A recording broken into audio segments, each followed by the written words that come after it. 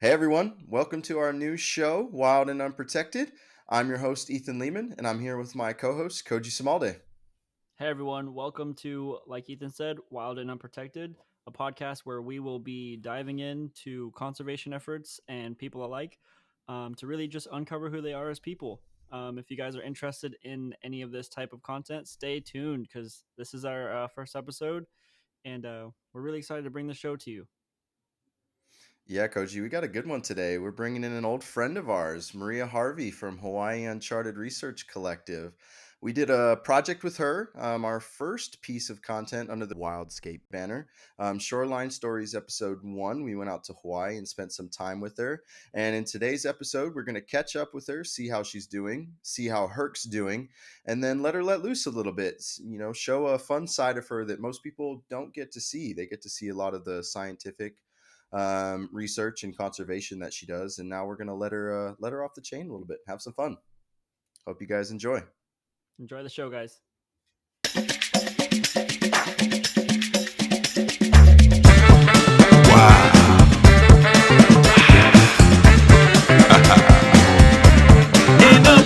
I'm an elephant, I'm a sexy duck. Wanna get in one, I'm a rhino, I'm a horny toad.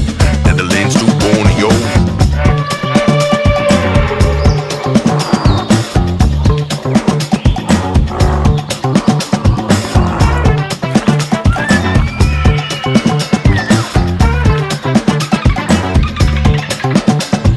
Wild and unprotected, planet Earth we can't neglect it. Nature sexy, we need this place, so please respect it.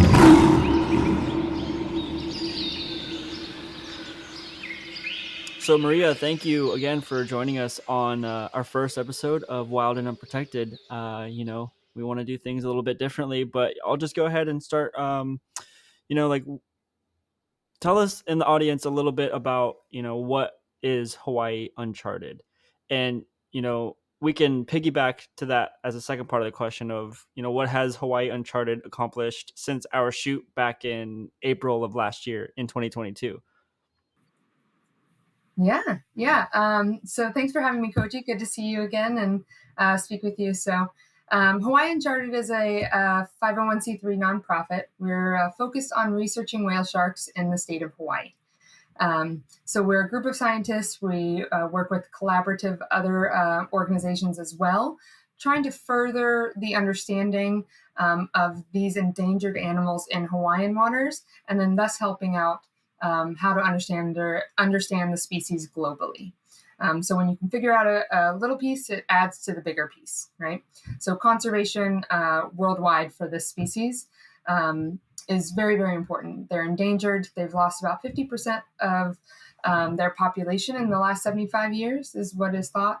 And we're trying to understand the puzzle that is the Hawaii animals that we're seeing and where we can help out with that global conservation picture. I love that. Yeah, to the second part of your question, what we've done since we've seen you last in Hawaii. So thank you guys for coming out then.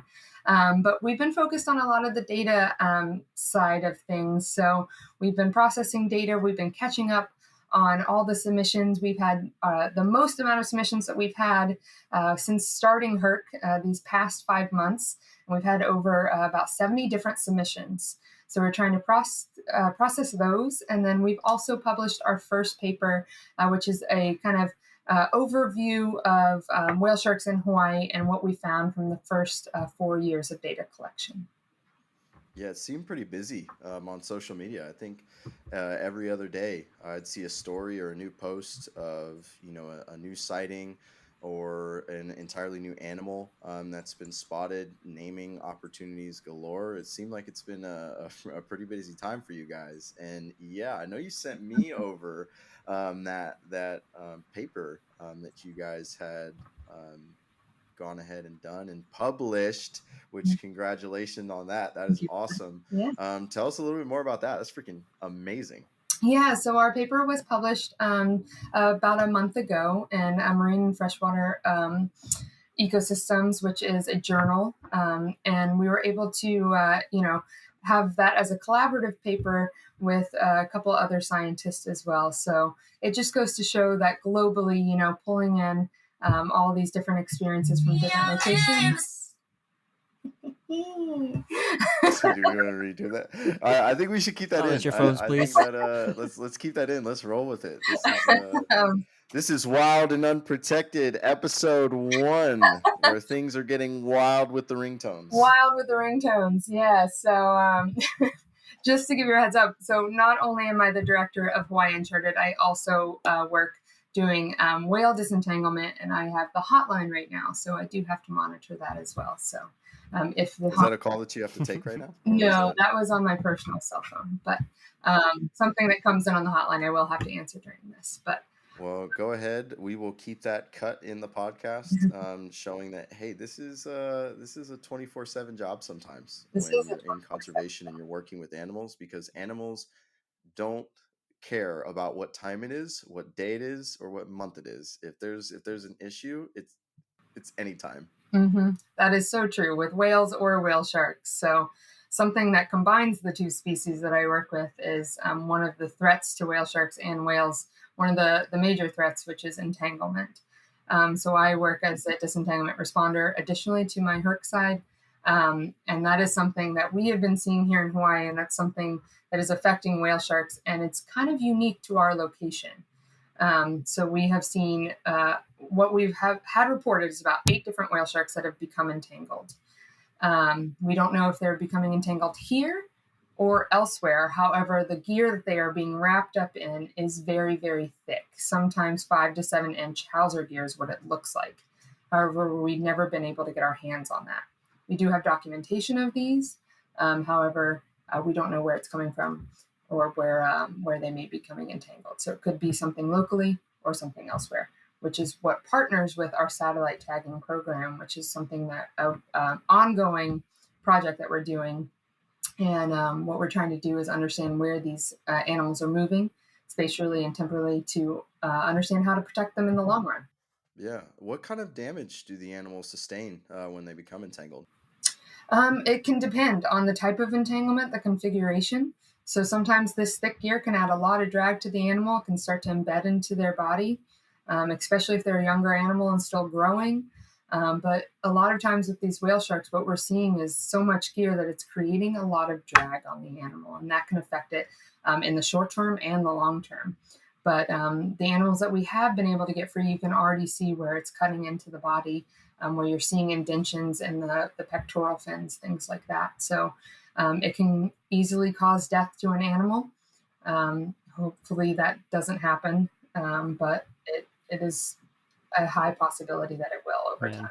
So it's one thing, to have your hotline, just ready to answer at any time and, end up on a rescue mission. But it's another thing to have, like you were saying earlier, new data coming in from people submitting.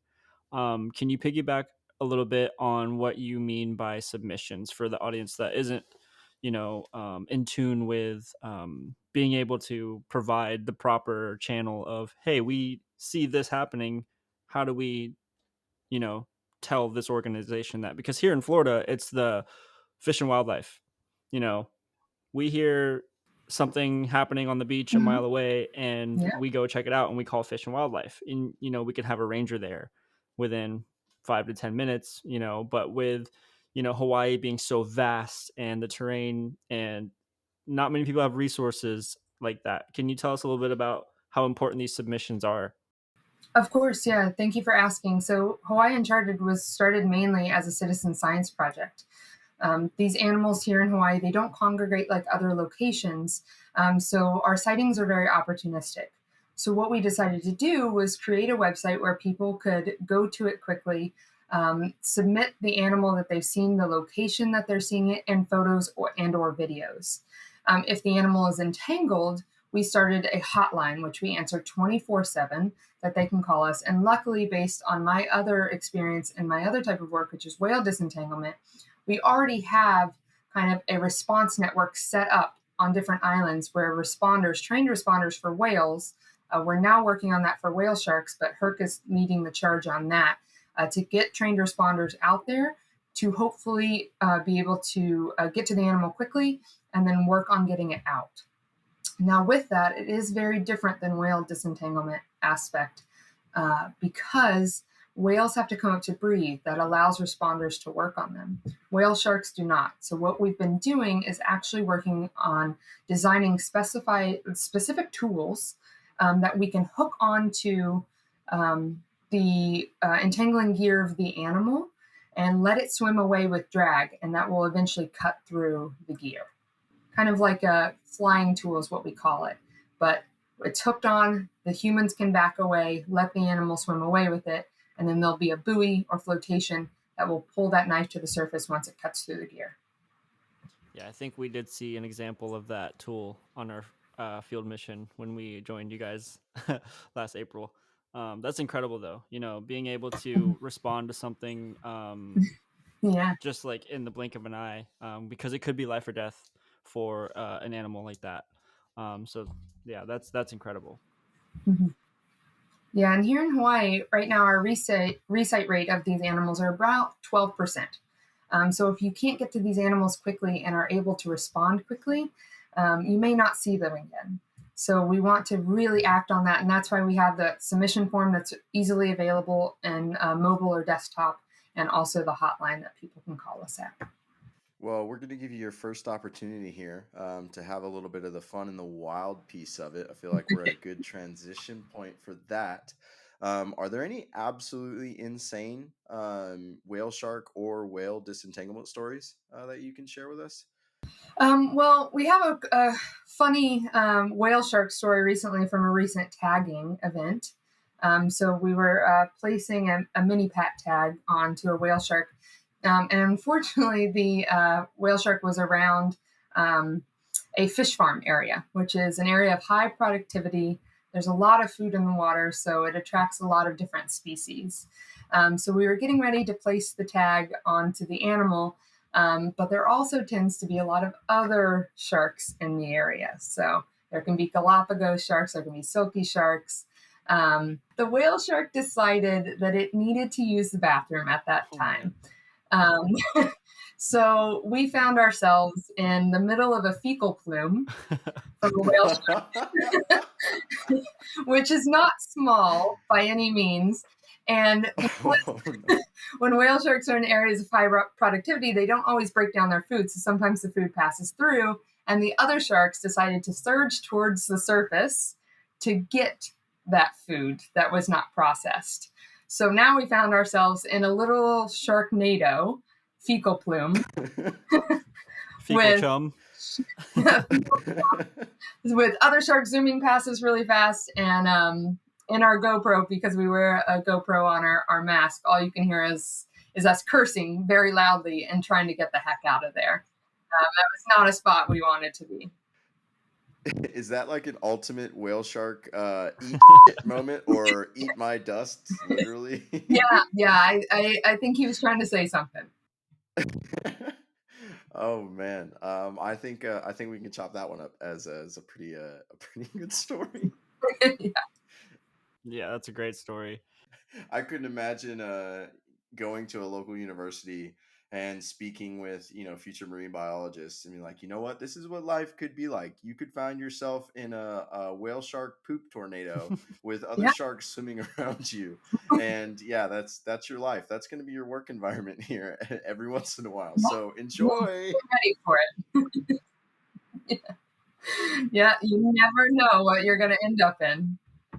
Yeah, expect the unexpected with that sort of thing. And I'm sure, like when you first got started, that's not something that you ever expected. That was not something I had planned on, no. And that could have been, way worse. Imagine, a breeding situation and that happens, or there's, like with just that many sharks, especially in deep blue water. I can't even imagine. Mhm. But no, that's incredible. Just to go back to what we were talking about earlier, so thank you for diving in a little bit into Hawaii Uncharted, and telling us what your intentions are there.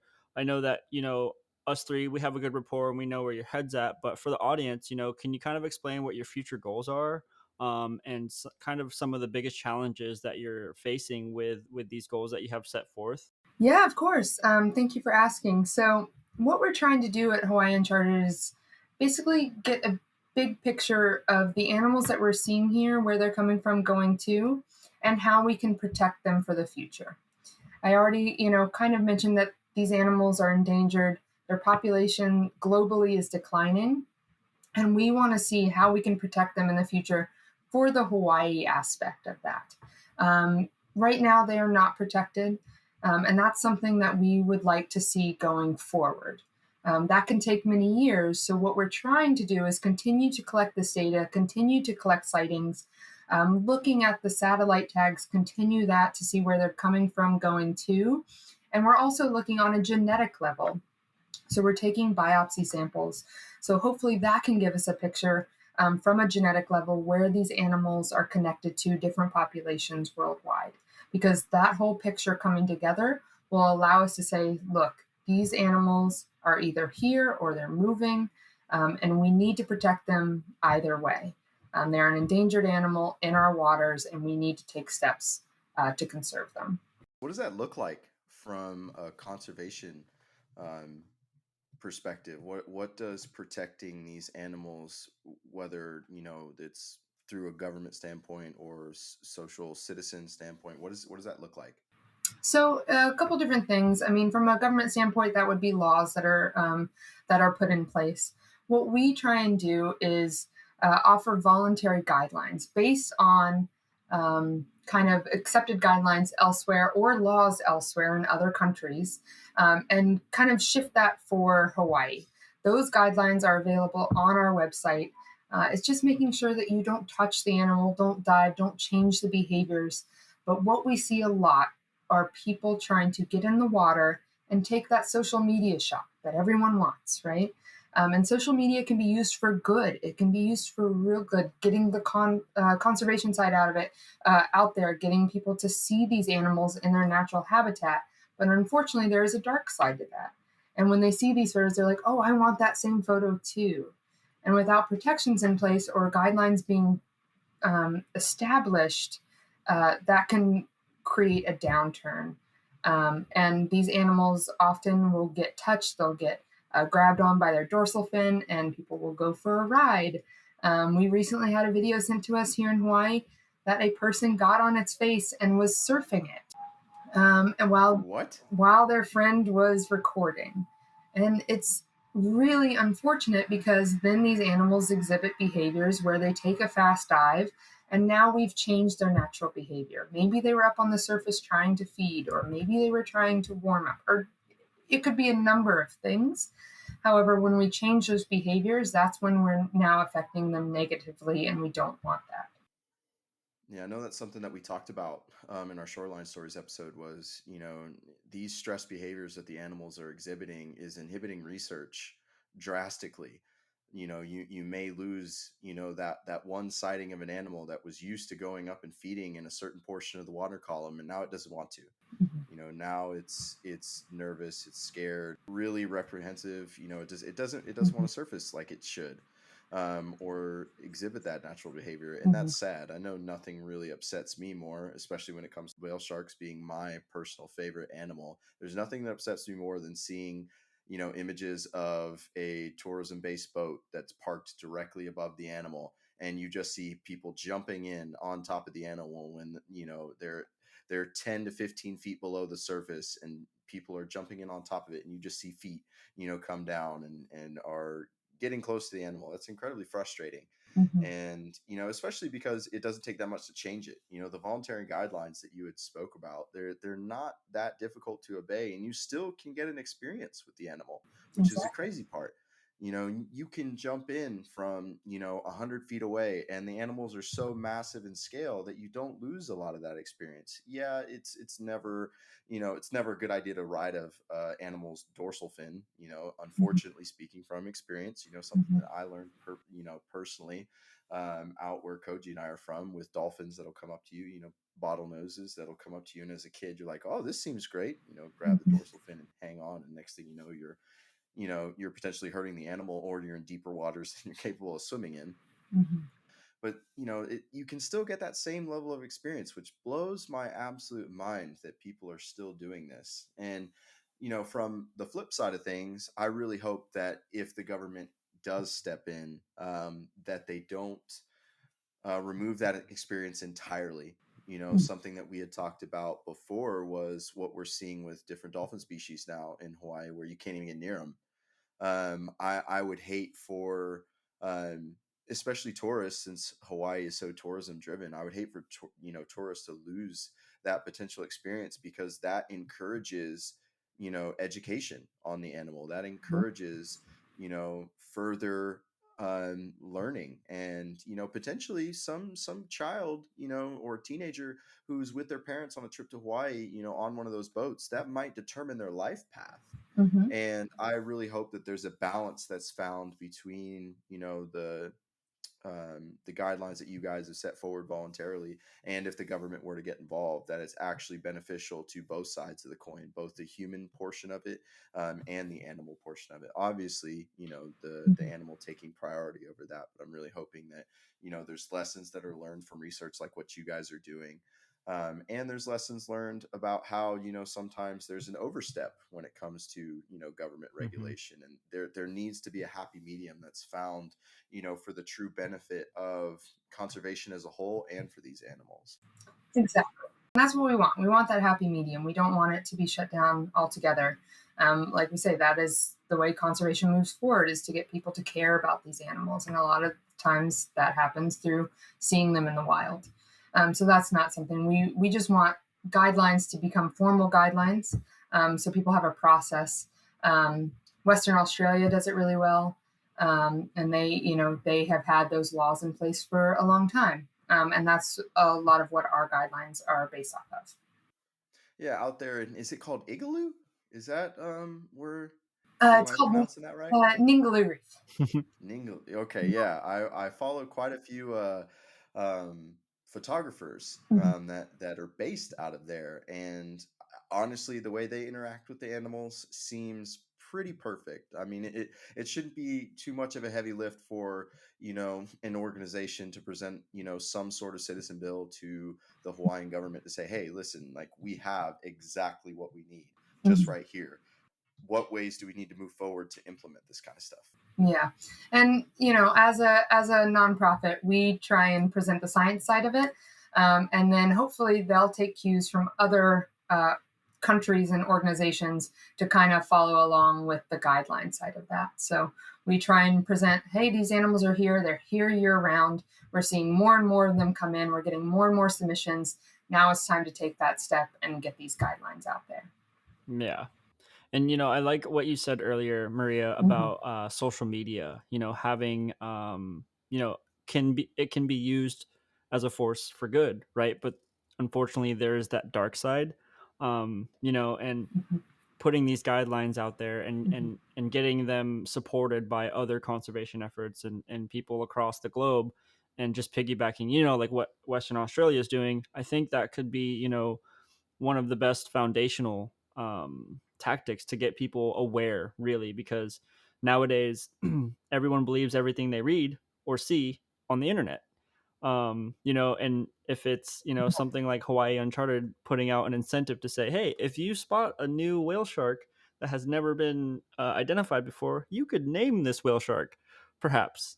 And how are we going to be able to do that? Mm-hmm. How are we going to be able to do that if we aren't protecting them, or there are no guidelines to protect them? So I really resonate with that, having that social media side of things being used as good. So for you out there writing whale shark faces, stop Mm-hmm. doing that. For everyone, please stop doing that. Yes, please. Yeah, that's like, let's just, we're not even gonna beat around the bush that one. That's not cool in any way, shape, or form. I know you go out to Hawaii, you think you're gonna hang 10, not on a whale shark, please. That's not cool. Stick to surfboards, stick to longboards, Yeah. stick to boogie boards for you people who can't stand up. Just don't do it, please. Not on an animal. That would be great. And you know who you are. We saw the video. Done. Yeah. I think it might be good to overlay the video. Yeah, we'll drop that here. You are absolutely being put on blast. What not to do. It's one thing to go to Hawaii and have fun and go see the different sites and do the different things, eat all that awesome food and meet amazing people. and really let loose. That brings me to my next point. Like, how would someone on a field mission or someone in a research mission, like working with H.U.R.C, really let loose and enjoy themselves on perhaps a longer mission where it might be more than a week or up to a month? Tell us a little bit about what you could see someone doing to let loose on a trip like that. Research missions, whether it's with whale sharks or whales or anything, they can be long. You're in the sun a lot, and it all comes down to who you're with. You know, there's always interesting conversations that go on, and people start to get a little kooky after a little bit of sun and not enough water. So, we just try and let loose by being ourselves. Humor is always a huge help when you're out there. Pranks, we do pull a lot of pranks when we're on the water. And Oh, any examples? oh, there's always the classic, just toss them overboard when you're sitting having lunch, or just anything of that The sort. classic. The classic. um, yeah. I mean, now.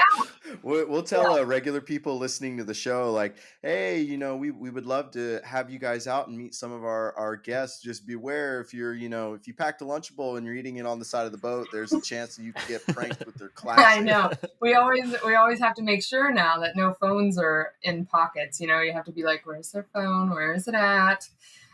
Things like that. But There's a new job requirement. Your phone must be yeah, waterproof. phone must be waterproof before we can push you in. But no, I mean, it's you're mainly focused on the science, but it's always fun with who you're with, how you pass the time, the conversations you have, and the community building. We have a lot of interns that come out with us, and kind of mentoring them and letting them go forward, and continuing to build relationships that we have within ourselves that we work with each and every day. So. I think what I've always said, I've worked on boats for years, and the people that I work on boats with, it's the closest friends I've ever had. Is because you just get so close because you spend so much time out there, and there's nothing to distract you. You just have good, meaningful, deep conversations, not just about the animals, but about life in general. Gonna poke a little fun at myself here from our field mission. You hit on it earlier. When you have too much sun and not enough water, bad things tend to Yeah. happen. And this would be kind of a great little point to tie in our Shoreline Stories episode with this. Um, I unfortunately did not come well prepared for our field mission. I think we were out there for what, 7, 8 hours that Yeah. day. And my dumb ass thought it was a great idea to not have a shirt on most of the time, and did not understand the absolute harshness of the sun out there. There is no shade, there's no place to hide. So you can get burned a little bit. And I was burnt to a crisp for probably 3 days, to the point where when we finished up our trip out to see you guys, I'll never forget, it was a couple hours before we hopped on the plane and we decided to fit in, one more beach morning. And I was literally on the beach in a hoodie pretty much completely closed, and had some interesting interactions with people on the beach, talking about what I should and shouldn't wear. But have you ever been burned that bad, or know of anyone who has been burned as bad as I was that day? A newbie, that should be almost hazing at this Yeah, point. I mean, you were pretty lobstery. I think you could blend in with a brick wall. It was you definitely had a good one there. I mean, I'm not far behind you. My dad's a redhead, so I got the skin tone. So I I understand. A lot of scientists, the more you spend time out on the water, the more you cover up. A lot of us wear these SPF shirts with hoods. We have buffs. Like, you can't see any skin when we're out there because we just spend so much time out there. So you unfortunately understood that the hard way. But maybe I'll send you. He thought he was going to the beach. And the crazy thing, I've been on the water my whole life. Literally been on the water at the beach my whole life. Never had an issue with that. I mean, there are days, and Koji can, keep me honest here on this one, We used to have volleyball tournaments in high school where we were out, on the beach, out with no shade, nothing at like 5 in the morning, making sure everything would get set up. We'd go through our volleyball tournament. And before we know it, it'd be like 4 in the afternoon. Never had a shirt on, never went in the shade, and I'd be fine. One morning on a boat in Hawaii, and I look like I just got pan seared and I'm about to be served at a restaurant in Honolulu. Absolutely ridiculous. So yeah, I learned that lesson the hard way, and I will not be doing that again. And there will be remedies for that with special SPF 50 shirts that I have in the making to never go through that again. Yeah, we'll send you a H.U.R.C. one as well. Yeah, and needed at this point. My gosh, I want to go on more research missions, but I don't ever want to feel like I can't sit back in a plane seat again, and I have to look like a Disney animatronic. I'm sure people around you thought it was hysterical. Oh, I'm sure they did. If you heard some of the stories, and one woman's story in particular, they were enjoying it and watching me walk around in a hoodie on the beach like an absolute idiot. It was embarrassing, but I guess all those embarrassing times lead to really good stories that you can laugh about later on. I think I'm still hurting, but we'll get to the laughing stage eventually. I think the best part though was our manta ray tour we took, which you have to do at night, and it's right off the coast in pitch black water, and we go out there, and Ethan gets in the water. Well, mind you, we'll keep it short. They give you they give you wetsuits to wear. But we go and find our spot. We find our spot of manta rays where they're doing their rolls, which only happens off the coast of Hawaii. And Ethan gets in the water. I swear he probably only lasts like maybe 15 minutes, and we're holding on to this boogie board with a huge floodlight in it, and he's right next to me, and our other guy Brian's next to us, and Ethan's probably got like 10 minutes in him, and next thing you know I just see him swim away. And he's like, dude, I'm done. I can't do it. My skin can't handle it. And he goes and sits on the boat wrapped in a towel for the remainder of the trip. I felt so bad, man. It was so bad. I really wanted to take in as much of that manta ray experience as possible because that's a learning moment for me. I'd gone through most of a marine biology degree before starting this program up, and that was basically the catalyst for wanting to work with conservation efforts because it's something that I'd wanted to do. So my whole approach to that was it would be a great team building exercise, and I would be able to see animals in their natural habitat, and maybe even study it a little bit, even though it was kind of a touristy thing. There was still a lot of studying to be had because it's something I'd never seen before. And so I was absolutely over the moon excited for this. And the moment I got in the water, the contrast between my skin being so hot and burned and how cold that water was at night literally shook me into the most violent shakes I think I've ever had. Like I was in charge of GoPro footage for that night, and I had to pass it to Koji within 60 seconds of being in the water, like just trying to stay in the water and enjoy the experience. And it just got to the point where my skin was so burned that I was like, I got to go in. So yeah, that was pretty bad. That was the lesson after the lesson. I had already gotten burned, and then I faced the consequences of not protecting yourself correctly on the water, to not get burned because you lose potential experiences after that, and that absolutely sucked. That was unfortunate, but I will never do that again. Well, you'll just have to go back then. You'll just have to do it again, not as a sunburn this time. Yeah. Moral of the story.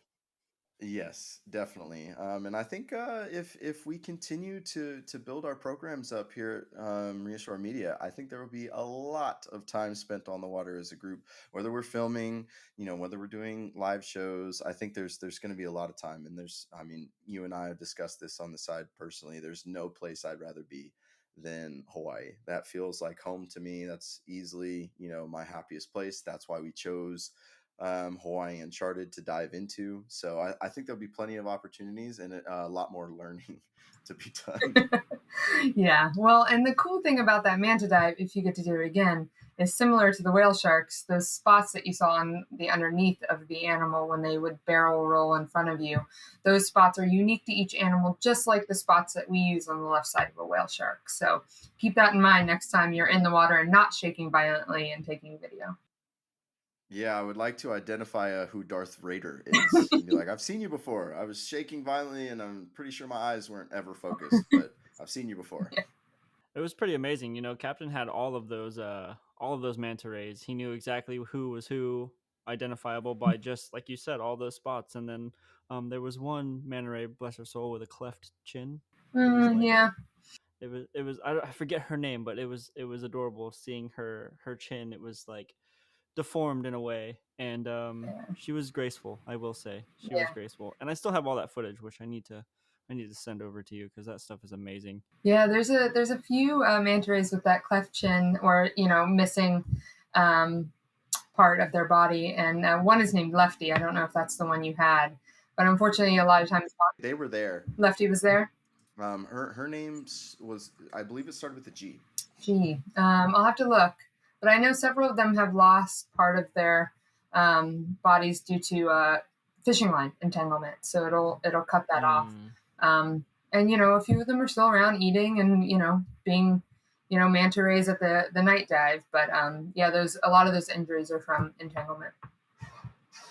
Man, that just goes to show you how rampant entanglement is, and this material that is left in the oceans and waterways of all kinds. That it affects not only whale sharks, a keystone species, but many many mammals and sea life. Mm-hmm. I think people really forget to pick up their trash, and or just don't have the means to do so. Yeah, But I try to at least leave with a bag full of trash anytime I go out and just do my part. I think it's so important, especially when it could be, you know, like the plastic straw, mm-hmm.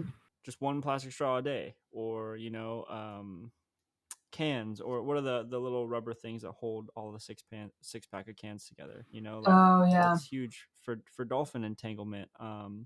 So it's just one of those things. Just doing your part every single day. yeah. I know that's one of my biggest experiences, just being out on the water as an outdoorsman myself, is seeing how much we have impacted as humans every single environment that we come across, whether it be 1,000 miles away from civilization, you're still going to find a Coke can. Mm-hmm. And those type of experiences kind of hit home because if it's not our generation to combat that, then do we expect the next generation to do that? Yeah, So it's one of those heavy topics, but I think having the platform to talk about those things is super important. I agree. But as we wind down, Maria, I know we've talked about a lot. We've dove into a lot of embarrassing things, Ethan, and as we get towards the end, I just want to know, maybe can you tell us what your favorite experience working in conservation with H.U.R.C is? You've been at this for a very long time, and Mm-hmm. I'm sure you've seen a lot of things, met a lot of really awesome people, and if you can account for one of your favorite experiences, what do you think that could be? Yeah, something that might encourage someone to want to start an organization or go into conservation or become a marine biologist. What's one of those stories? Yeah, I mean, with herc or with whale disentanglement, I think it's always when you see the animals return that have been cut free of entanglement. That's always a huge thing for me, because that means they're back into the population and continuing on. Um, I have tons of whale stories of seeing, animals that have been freed again and they're coming back with a baby. And I could bet that's amazing. it is amazing, yeah. And Do you feel like a proud auntie or something like that when yeah, you see you that? do. You do. You feel like a proud auntie. And then you get the call, and then you got to go do it all over again.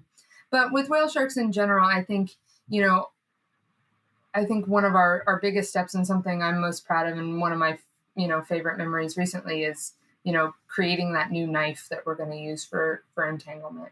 I think it's something that's very promising and something that we're testing, and I think you know whether we see that animal again with that 12% recite rate or not, knowing that gears off, that animal's likely going to survive. So but just anytime you get to spend in the water with an animal, whether you're tagging or doing a biopsy, a lot of times you're in the water by yourself and you're getting to spend time with such a magnificent animal and a keystone species and something that's endangered. And who knows if the trend is going to continue to decline or not.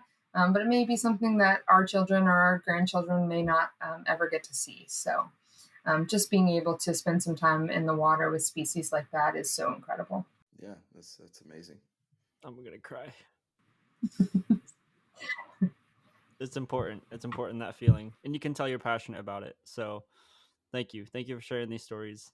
Hey, thanks, guys. I appreciate it and giving us the platform. And hopefully, if anyone's interested, they can reach out to us too through the H.U.R.C website. Yeah, well, I think that's a perfect transition here. Why don't you throw out ways to contact you guys, or have a way for someone to reach out and see what you're doing? Yeah, so our website is hawaiiuncharted.org. You can reach out to us there through the contact us page. We have our emails on there, or through our social media. So we do have Instagram and Facebook.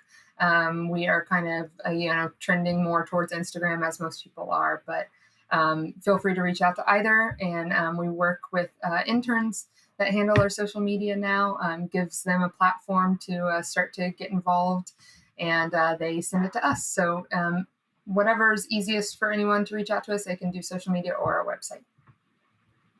Yeah, that's awesome. That is awesome. Well, I think that's a good point to wrap up this portion of the show. Thank you so much, Maria, for joining us today.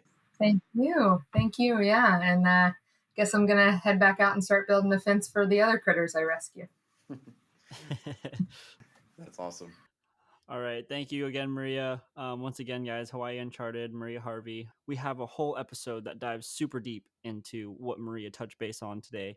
And you guys can find all those links in our bio and everything. So thank you again, Maria. It was nice having you on the show. Thank you for being our first guest. Thank you. Thank you, Ethan. I appreciate it. Thank you for tuning in to this episode of the Wild and Unprotected podcast, brought to you by Wildscape Productions. Follow us on social media at Wildscape Productions. For more information on our documentary series, Shoreline Stories, visit wildscapeproduction.com. Stay tuned for our future episodes, as we have so much more in store for Wild and Unprotected.